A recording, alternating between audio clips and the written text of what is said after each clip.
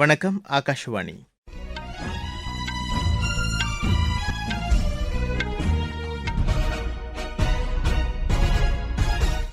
செய்திகள் வாசிப்பவர் முகமது. தலைப்புச் செய்திகள். நியூசிலாந்து உடனான தடையற்ற வர்த்தக ஒப்பந்தம் மத்திய அரசின் வெளியுறவு கொள்கைக்கு கிடைத்த வெற்றி என்று உள்துறை அமைச்சர் திரு அமித் ஷா கூறியுள்ளார். இந்த ஆண்டு ரபி பயிர்கள் 580 லட்சம் ஹெக்டேருக்கு மேற்பட்ட பரப்பளவில் பயிரிடப்பட்டுள்ளதாக வேளாண் அமைச்சகம் தெரிவித்துள்ளது. எல்லை தாண்டி மீன்பிடித்ததாக கூறி இலங்கை கடற்படையினர் ராமேஸ்வரத்தைச் சேர்ந்த 10 மீனவர்களை கைது செய்துள்ளனர். அமெரிக்க கடற்படை உலகிலேயே மிகப்பெரிய மற்றும் அதிநவீன போர்க்கப்பலை தயாரிக்க இருப்பதாக அமெரிக்க அதிபர் டொனால்டு டிரம்ப் தெரிவித்துள்ளார். இந்தியா இலங்கை இடையிலான மகளிர் டுவெண்டி கிரிக்கெட்டின் 2வது போட்டி இன்று நடைபெறுகிறது. இனி விரிவான செய்திகள். நியூசிலாந்து உடனான தடையற்ற வர்த்தக ஒப்பந்தத்திற்கான பேச்சுகள் இறுதி செய்யப்பட்டிருப்பது மத்திய அரசு பின்பற்றி வரும் வெளியுறவு கொள்கைக்கு கிடைத்த வெற்றி என்று மத்திய உள்துறை அமைச்சர் திரு அமித் ஷா கூறியுள்ளார். சமூக வலைதளத்தில் இதனை தெரிவித்துள்ள அவர், மக்களின் எதிர்பார்ப்புகளை பூர்த்தி செய்யும் வகையிலான வெளியுறவு கொள்கையை பிரதமர் திரு நரேந்திர மோடி தலைமையிலான அரசு பின்பற்றி வருவதாக குறிப்பிட்டுள்ளார். இந்த ஒப்பந்தத்தின் மூலம் சிறு குறு தொழில்துறையினரும் விவசாயிகளும் மாணவர்களும் இளையோரும் புதுமை கண்டுபிடிப்பாளர்களும் பயனடைவார்கள் என்று திரு அமித் ஷா தெரிவித்துள்ளார். இந்த ஆண்டு ரபி பயிர்கள் 580 லட்சம் ஹெக்டேருக்கு மேற்பட்ட பரப்பளவில் பயிரிடப்பட்டுள்ளதாக வேளாண் அமைச்சகம் தெரிவித்துள்ளது. இது கடந்த ஆண்டை காட்டிலும் சுமார் 8 லட்சம் ஹெக்டேர் அதிகம் என்று தெரிவிக்கப்பட்டுள்ளது. கோதுமை பயிர் 301 லட்சம் ஹெக்டேர் என்ற அளவில் பயிரிடப்பட்டுள்ளதாகவும், பருப்பு வகைகள் 126 லட்சம் ஹெக்டேர் அளவிலும், நெல் 13 லட்சம் ஹெக்டேர் என்ற அளவிலும் பயிரிடப்பட்டுள்ளதாக அந்த அமைச்சகம் கூறியுள்ளது. கடந்த 6 மாதங்களில் சுமார் 600 கோடி ரூபாய் அளவிலான சைபர் குற்றங்கள் நடைபெறாமல் தடுக்கப்பட்டுள்ளதாக தகவல் தொழில்நுட்பத்துறை அமைச்சகம் தெரிவித்துள்ளது. இது தொடர்பாக அந்த அமைச்சகம் வெளியிட்டுள்ள செய்திக்குறிப்பில், நிதி மோசடி அபாய குறியீட்டு உதவியுடன் இந்த இழப்புகளை தடுக்க முடிந்ததாக கூறியுள்ளது. 1000க்கும் மேற்பட்ட வங்கிகள், 3ஆம் தரப்பு செயலி வழங்குநர்கள் மற்றும் பரிவர்த்தனையில் ஈடுபட்டுள்ள நிறுவனங்கள் மின்னணு நுண்ணறிவியல் தளத்தை பயன்படுத்த தொடங்கியுள்ளதாகவும், இதன் காரணமாக ஆன்லைன் பண பரிவர்த்தனை பாதுகாக்கப்பட்டுள்ளதாகவும் தெரிவிக்கப்பட்டுள்ளது. இந்திய ரிசர்வ் வங்கி மற்றும் இந்திய தேசிய கட்டண கழக உதவியுடன் இந்த நிதி மோசடி அபாய குறியீடு தயாரிக்கப்பட்டுள்ளதாகவும் கூறியுள்ளது. பண மோசடி தொடர்பாக ஏதாவது புகார் இருப்பின் சஞ்சார் சாத்தி என்ற இணையதளத்தில் மக்கள் பயன்படுத்துமாறு அந்த அமைச்சகம் அறிவுறுத்தியுள்ளது. நாடு முழுவதும் காய்ச்சல் பாதிப்புகளை தடுப்பதற்கான முன்னெச்சரிக்கை நடவடிக்கைகள் ஒருங்கிணைந்து மேற்கொள்ளப்பட வேண்டியதன் அவசியத்தை மத்திய சுகாதாரத்துறை அமைச்சர் திரு ஜே.பி. நட்டா வலியுறுத்தியுள்ளார். இது தொடர்பான 2 நாள் மாநாட்டினை காணொலி வாயிலாக தொடங்கி வைத்து அவர் உரையாற்றினார். காய்ச்சல் பாதிப்பு குறித்த கண்காணிப்பு நடவடிக்கைகள் தொடர்ந்து மேற்கொள்ளப்பட வேண்டும் என்றும் அவர் அறிவுறுத்தினார். இந்த மாநாட்டில் இதுகுறித்த ஆக்கப்பூர்வமான விவாதங்கள் நடைபெறும் என்றும் திரு ஜே.பி. நட்டா நம்பிக்கை தெரிவித்தார். 8 முக்கிய துறைகளின் உற்பத்தி கடந்த ஆண்டு நவம்பர் மாதத்துடன் ஒப்பிடுகையில் 1.8% அதிகரித்துள்ளதாக மத்திய அரசு தெரிவித்துள்ளது. சிமெண்ட், எஃகு, உரம் மற்றும் நிலக்கரி துறைகள் சீரான வளர்ச்சியை கண்டுள்ளதாக தொழில் மற்றும் வர்த்தகத்துறையின் செய்திக்குறிப்பு தெரிவிக்கிறது.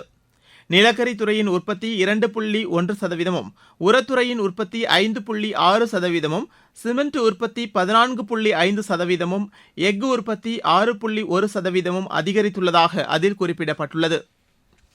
அமெரிக்காவின் ப்ளூபேர்ட் செயற்கைக்கோள் நாளை காலை 8:54 மணிக்கு ஸ்ரீஹரிகோட்டா ஏவுதளத்திலிருந்து விண்ணில் செலுத்தப்படுகிறது. இதற்கான கவுண்டவுன் இன்று தொடங்கும் என்று இஸ்ரோ தெரிவித்துள்ளது. LV-M3, M6 ராக்கெட் மூலம் இந்த செயற்கைக்கோள் விண்ணில் செலுத்தப்படுகிறது.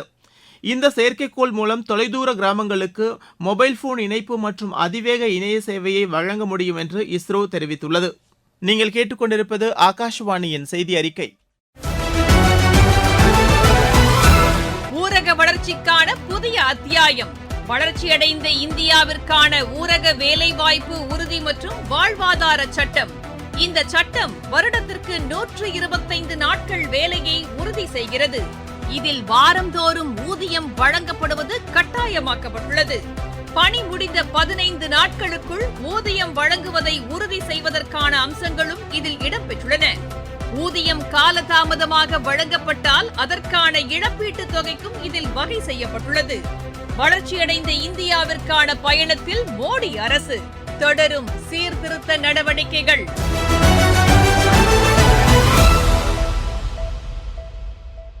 பிரதமர் திரு நரேந்திர மோடி தலைமையிலான அரசு மேற்கொண்ட நடவடிக்கைகள் காரணமாக நாட்டின் மருத்துவ சேவைகள் மிகப்பெரிய மாற்றத்தை ஏற்படுத்தியுள்ளதாக மத்திய சுகாதாரத்துறை இணையமைச்சர் திருமதி அனுப்பிரியா பட்டேல் தெரிவித்துள்ளார். புதுதில்லியில் நடைபெற்ற விழா ஒன்றில் பேசிய அவர், மருத்துவ வசதிகளை மிக குறைந்த செலவில் சாதாரண மக்களுக்கும் தரமான சிகிச்சை அளிக்கப்படுவதாக தெரிவித்தார். ஆயுஷ்மான் பாரத் திட்டத்தின் கீழ் 62 கோடி மக்களுக்கு 5 லட்சம் ரூபாய் மதிப்புள்ள இலவச மருத்துவ காப்பீட்டு திட்டங்கள் வழங்கப்பட்டுள்ளதாகவும் அவர் கூறினார். மேலும் குறைந்த விலையில் மருந்து பொருட்கள் மற்றும் மருத்துவ உபகரணங்கள் வழங்கப்பட்டு வருவதாகவும் திருமதி அனுப்பிரியா பட்டேல் தெரிவித்தார். ஹரியானாவில் வர்த்தக நிறுவனங்களில் பணியாற்றும் ஊழியர்களுக்கான வேலை நேரம் 9 மணி நேரத்திலிருந்து 10 மணி நேரமாக உயர்த்தும் சட்டத்திற்கு அம்மாநில சட்டப்பேரவை ஒப்புதல் வழங்கியுள்ளது. பொருளாதார வளர்ச்சியை ஏற்படுத்தும் விதத்தில் இந்த நடவடிக்கை மேற்கொள்ளப்பட்டுள்ளதாக அம்மாநில தொழிலாளர் நலத்துறை அமைச்சர் திரு அனில் விஜ் தெரிவித்துள்ளார். இதன் மூலம் தொழிலாளர்கள் வாரத்திற்கு குறைந்தபட்சம் 48 மணி நேரம் பணியாற்றுவார்கள் என்றும் அவர் குறிப்பிட்டார். ஹரியானாவில் உள்ள ஒவ்வொரு தனியார் வர்த்தக நிறுவனங்களும் மாநில அரசிடம் பதிவு செய்ய வேண்டும் என்றும் திரு அனில் விஜ் கூறியுள்ளார். எல்லை தாண்டி மீன்பிடித்ததாக கூறி இலங்கை கடற்படையினர் ராமேஸ்வரத்தைச் சேர்ந்த 10 மீனவர்களை கைது செய்துள்ளனர். ராமேஸ்வரத்திலிருந்து போஸ் என்பவருக்கு சொந்தமான விசைப்படகில் மீன்பிடிக்க சென்றவர்கள் இலங்கை கடல் எல்லையில் மீன்பிடித்ததாக கூறி அவர்கள் கைது செய்யப்பட்டுள்ளனர். கைது செய்யப்பட்ட மீனவர்கள் தலைமன்னார் கடற்படை முகாமிற்கு அழைத்துச் செல்லப்பட்டுள்ளதாக எமது செய்தியாளர் தெரிவிக்கிறார். தமிழகத்தில் உள்ள 723 ஒப்பந்த செவிலியர்களுக்கு விரைவில் நிரந்தர பணி நியமன ஆணைகள் வழங்கப்படும் என்று மாநில மக்கள் நல்வாழ்வுத்துறை அமைச்சர் திரு மா சுப்பிரமணியன் தெரிவித்துள்ளார். சென்னையில் நடைபெற்ற நிகழ்ச்சிக்கு பின்னர் செய்தியாளர்களிடம் பேசிய அவர், தமிழ்நாடு முதலமைச்சரின் உத்தரவின்படி ஒப்பந்த செவிலியர்களுக்கு ஊதியத்துடன் கூடிய மகப்பேறு விடுப்பு வழங்கப்பட உள்ளதாக கூறினார். மேலும் 5 புதிய செவிலியர் கல்லூரிகள் தொடங்கப்பட உள்ளதாகவும் அவர் குறிப்பிட்டார். தெலங்கானாவில் 3 கட்டங்களாக நடைபெற்ற கிராம பஞ்சாயத்து தேர்தல்களில் தேர்ந்தெடுக்கப்பட்ட பிரதிநிதிகள் நேற்று பதவியேற்றுக் கொண்டனர். புதிதாக தேர்ந்தெடுக்கப்பட்ட பிரதிநிதிகளை அம்மாநில கிராம பஞ்சாயத்து மற்றும் ஊரக வளர்ச்சித்துறை அமைச்சர் திருமதி அனுஷியா சீதாக்கா வாழ்த்தியுள்ளார். வெற்றி பெற்றவர்கள் மக்கள் பிரச்சினைகளை புரிந்து கொண்டு அவற்றின் தீர்வை நோக்கி பாடுபட வேண்டும் என்று கேட்டுக் கொண்டார். அமெரிக்க கடற்படை உலகிலேயே மிகப்பெரிய மற்றும் அதிநவீன போர்க்கப்பலை தயாரிக்க இருப்பதாக அமெரிக்க அதிபர் திரு டொனால்டு டிரம்ப் தெரிவித்துள்ளார். அமெரிக்க கடற்படையில் கோல்டன் ஃபிளீட் என்ற அமைப்பின் கீழ் இந்த மிகப்பெரிய போர்க்கப்பல் உருவாக்கப்படும் என்று அவர் கூறியுள்ளார். இதுவரை உருவாக்கப்பட்ட போர்க்கப்பல்களிலேயே மிகப்பெரியதும் அதிக சக்தி கொண்டதுமாக இருக்கும் என்று அவர் தெரிவித்துள்ளார். ஹைப்பர்சோனிக் ஏவுகணைகள், லேசர் ஆயுதங்களை உள்ளடக்கிய கப்பலாகவும் இது இருக்கும் என்று அவர் குறிப்பிட்டார். இந்த போர்க்கப்பலை உருவாக்குவதற்கு தமது ஆலோசனைகளை வழங்க இருப்பதாகவும் திரு டொனால்டு டிரம்ப் தெரிவித்துள்ளார்.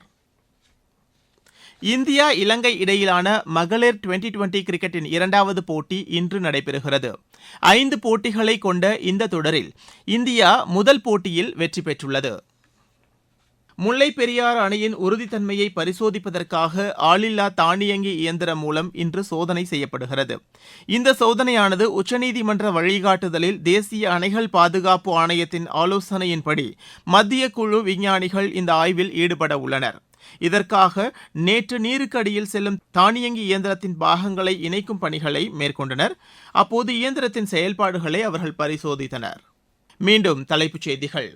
நியூசிலாந்து உடனான தடையற்ற வர்த்தக ஒப்பந்தம் மத்திய அரசின் வெளியுறவு கொள்கைக்கு கிடைத்த வெற்றி என்று உள்துறை அமைச்சர் திரு அமித் ஷா கூறியுள்ளார். இந்த ஆண்டு ராபி பயிர்கள் 580 லட்சம் ஹெக்டேருக்கு மேற்பட்ட பரப்பளவில் பயிரிடப்பட்டுள்ளதாக வேளாண் அமைச்சகம் தெரிவித்துள்ளது. எல்லை தாண்டி மீன்பிடித்ததாக கூறி இலங்கை கடற்படையினர் ராமேஸ்வரத்தைச் சேர்ந்த 10 மீனவர்களை கைது செய்துள்ளனர். அமெரிக்க கடற்படை உலகிலேயே மிகப்பெரிய மற்றும் அதிநவீன போர்க்கப்பலை தயாரிக்க இருப்பதாக அமெரிக்க அதிபர் திரு டொனால்டு டிரம்ப் தெரிவித்துள்ளார். இந்தியா இலங்கை இடையிலான மகளிர் 2020 கிரிக்கெட்டின் 2வது போட்டி இன்று நடைபெறுகிறது. இத்துடன் இந்த செய்தி அறிக்கை நிறைவு பெற்றது.